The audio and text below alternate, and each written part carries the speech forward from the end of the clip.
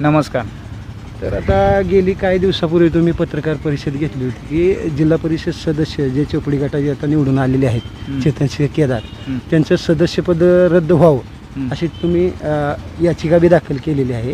तर आता सध्या त्यांना जिल्हा परिषद सोलापूर येथे सभापतीपद मिळालं आहे शालेय व आरोग्य विभागामध्ये. तर आता त्यांना सभापती पद मिळाल्यामुळं तर तुमची प्रामुख्यानं आता भूमिका काय राहणार? हे बघा, त्यांना सभापदी पद मिळालं, आरोग्य खातं मिळालं, त्यानंतर दुसरं अजून एक कधी पद, ती पद मिळालं म्हणून आपल्याला दुःख वाटायची गरज नाही. आपलं काम काय, न्यायालयीन कोठडीमध्ये जाऊन ते कसं चुकीचं आहे त्याच्या पाठपुरावा घेणं आणि न्यायदानाच्या बाजूनं ते रद्द करणं. ते त्यावेळेला त्याच्यावरती स्टे आल्यानंतर आपोआप ते सगळं रद्द होणारच आहे. तोपर्यंत नवीन कपड्याची जी मजा माणूस घेत असतो तो घ्यायलाच पाहिजे ना. पण प्रकरण कुठं जर न्यायप्रविष्ट असताना सुद्धा त्यांना सभापतीपद देण्यात येतं, याचा अर्थ काय? केंद्रात भाजप आहे, गल्लीत भाजप आहे, महाराष्ट्रात भाजप आहे.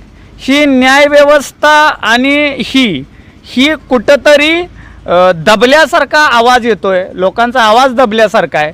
त्यामुळं हे असं चालत राहणार. पण आमचा भारतीय संविधानावरती विश्वास आहे. उद्याची 13 तारीख आहे आणि 13 तारखेला वादी आणि प्रतिवादीला ह्यांना हजर राहायला सांगितलंय. त्यामुळं कोर्टाचा निर्णय हा अंतिम राहील अशा ह्यानं आम्ही 100% चाललोय आणि ते 100% रद्द होईल अशी आमची भावना आहे आणि अशी न्यायव्यवस्थासुद्धा आम्हाला स्वाभिमानानं न्याय देईल. उद्याच्या 13 तारखेला? यस. बरं, काय प्रकारे तुम्ही याचिका दाखल केलेली आहे? याचिका आम्ही दाखल केलेली आहे की केदार दाम्पत्य 2 मतदार म्हणजे ग्रामीणमध्ये पण त्यांचा वोटर ID आहे आणि शहरामध्ये पण आहे. आणि भारतीय संविधानानुसार एखाद्या माणसाला एकाच मतदारसंघामध्ये म्हणजे एकाच भागामध्ये म्हणजे एकतर शहरात आणि एकतर ग्रामीणमध्ये मतदान करता येतं, उमेदवारी करता येते.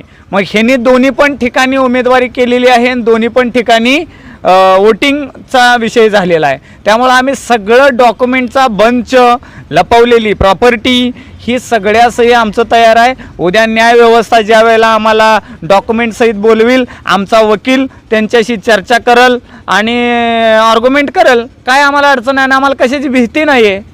आमचं काय कोणाला दिलं नाही, घेतलं नाही. आम्ही फकीर लोक आहे, आम्ही सामाजिक लोक आहे. आम्हाला कोणाचंही दडपण यायची गरज नाही. लोक म्हणत असेल घुटुगडे मॅनेज झाले, घुटुगडेनं बाबा चेतनसिंह केदार यांच्याकडून आर्थिकदृष्ट्या हे केलं,